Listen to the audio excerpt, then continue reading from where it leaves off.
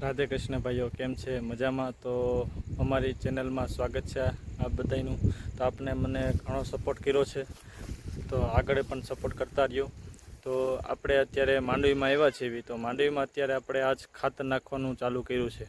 તો માંડવી પણ આપણે દવા છાંટી તો લશ્કરી ઈળું બહુ આવી હતી, પણ આપણે મીડિયમ જ હતી ઈળું, પણ બીજા બધાને બહુ આવી હતી. પણ આપણે ઓછી ઈળુંથી લશ્કરી અને ઓલી પણ સાદી ઈળ હતી.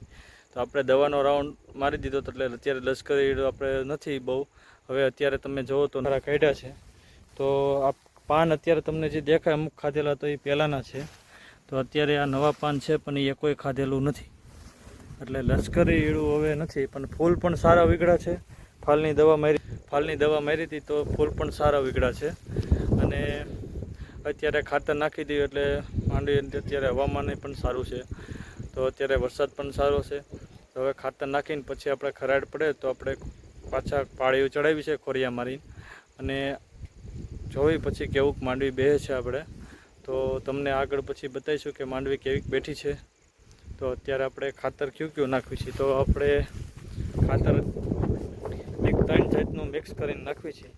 તો એમાં 20-20-0-13 છે, અને સલ્ફર 90% છે, અને યુરિયા છે. તો ત્રણેય યુરિયા મિક્સ કરીને અને આપણે ખાતર નાખવી છે.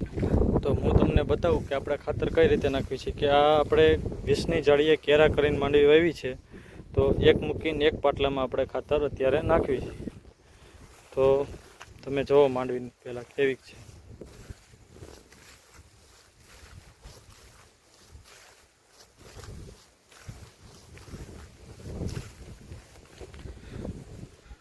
તો બસ અત્યારે આપણે આટલું જ છે. તો આગળ તમને જણાવીશું કે કઈ રીતે આપણે આગળ શું માંડવીમાં સારવાર કરવી છે. તો અમારી ચેનલને સપોર્ટ કરતા રહેજો, અને આગળ આવા નવા વિડીયો મૂકતા રહીશું. તો તમને બતાવીશું કે આગળ જાણકારી આપશું કે શું કેવી. તો થેન્ક યુ ભાઈઓ, તમે અમારી ચેનલને ખૂબ સપોર્ટ કર્યો છે. તો તમે ચેનલને સબસ્ક્રાઈબ કરજો, લાઈક શેર કરજો.